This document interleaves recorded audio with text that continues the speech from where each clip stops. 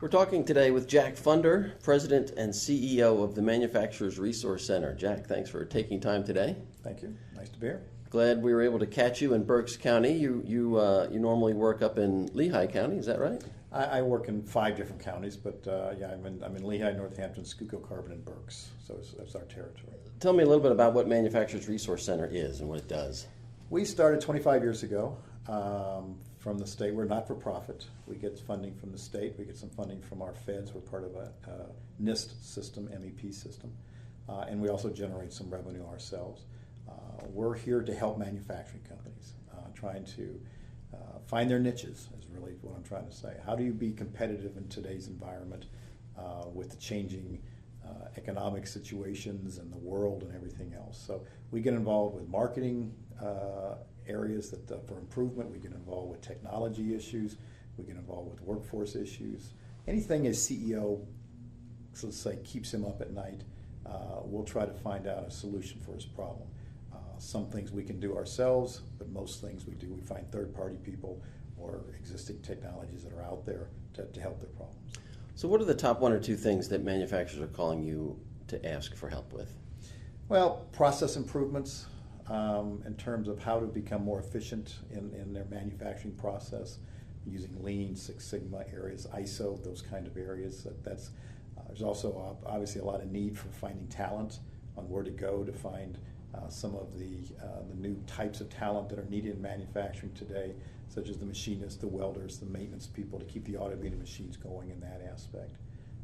Healthcare related issues in terms of where to go. How do I, my bill's gone up 40%, what do I do next? So we'll try to give them some ideas of where to look and so forth. Let's talk a little bit more about finding talent. We've in Business Weekly, we've done a number of stories about the skills gap, the lack of available talent for the jobs that are open. How are companies trying to address that? They're trying to be creative. They have to be. I think the problem that some of the bigger companies can work directly with the schools, can work directly with the career technical institutions to say, here's the kinds of talent I need and so forth. I've seen that in Lehigh Valley with some of the larger companies. But the small guys have a problem. They don't have enough pull, they don't have enough mass of people to do that, of needs.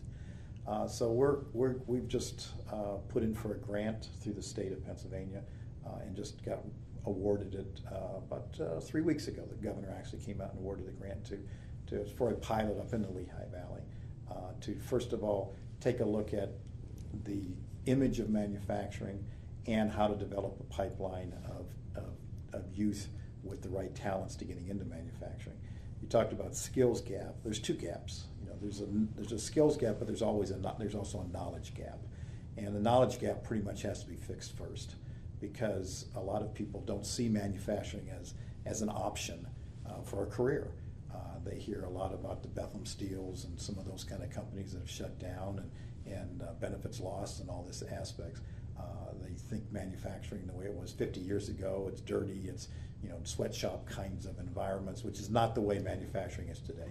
Manufacturing as a productivity is higher it's ever been. It's the most productive in the world here in the United States. It's a lot of hands-on computer work. It's very light, yes. It's computer work, or you're using some very sophisticated machinery to manufacture the product and so forth.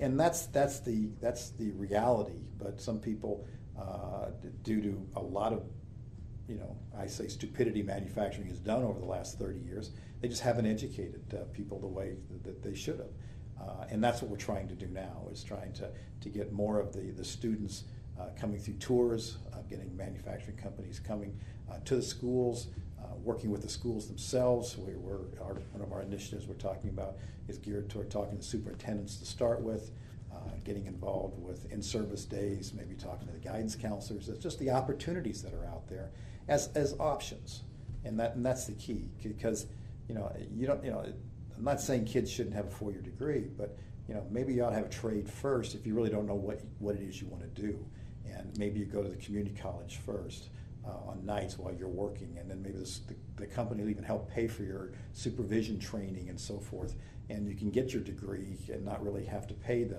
amount of money you would have if you would have started right out of high school. So how do you make that pitch, particularly to parents? I think we've been conditioned over the last 30, 40 years that college is what's necessary to get ahead in today's world, and now so that's a hard obstacle to overcome. It is. You need to have your ducks in a row.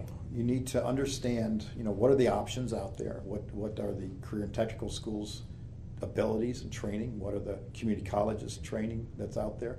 You need to be able to have some kind of a career ladder out there to say, here's how you get from A to B in terms of the training and the needs to get to what the companies are looking for. Right. You've got to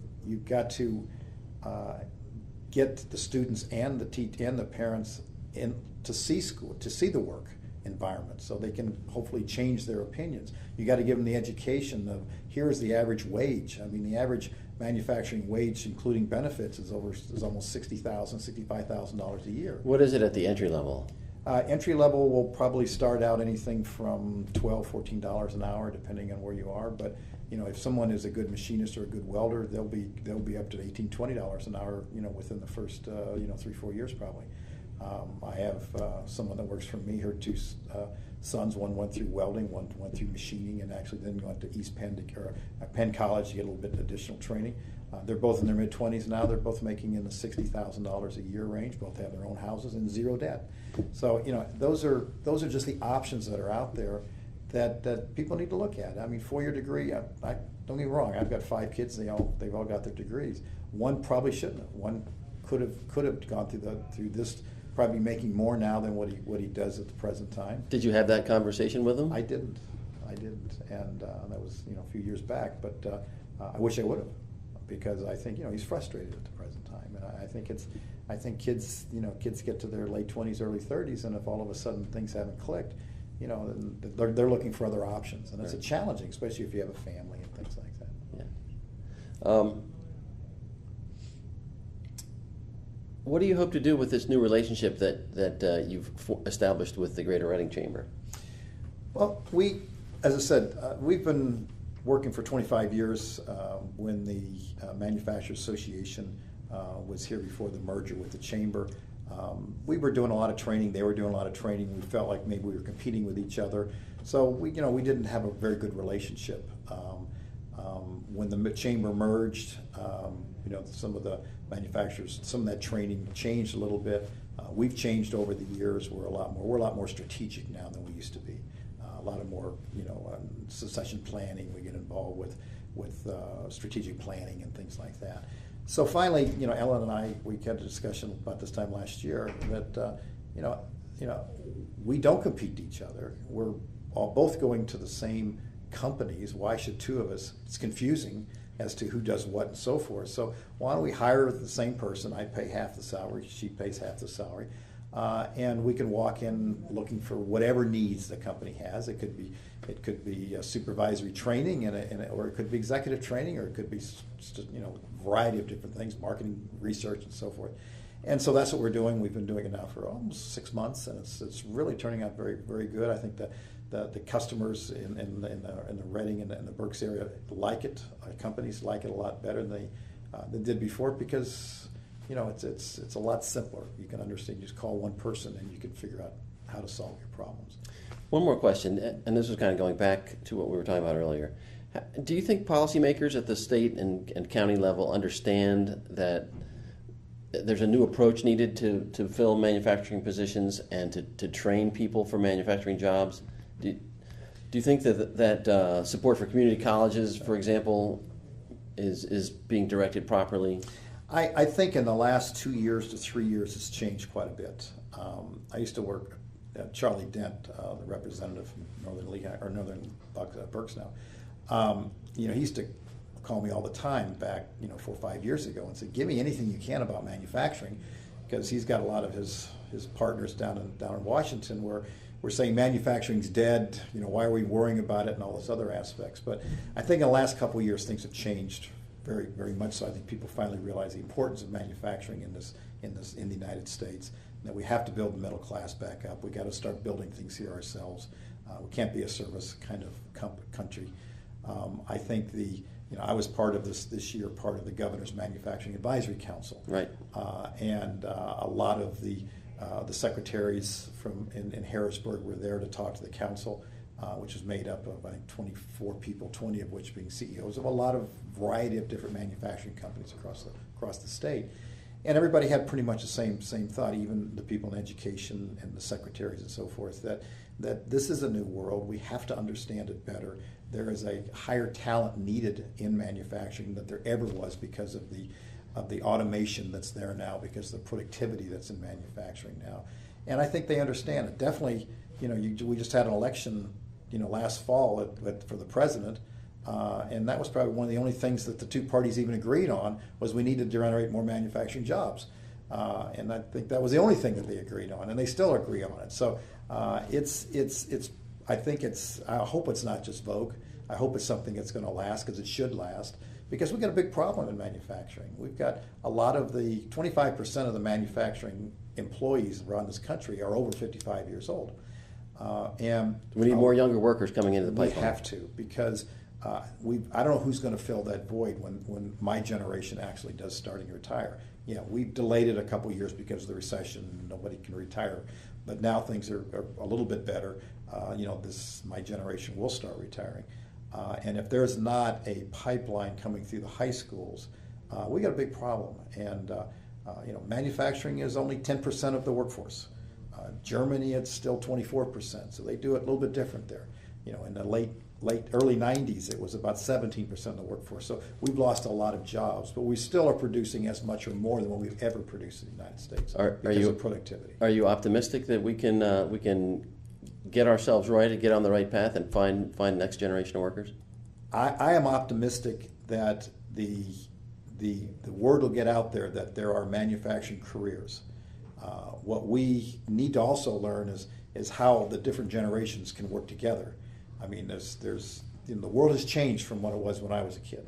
I had no problem working 90 hours a week at one time when I started companies and these kind of things.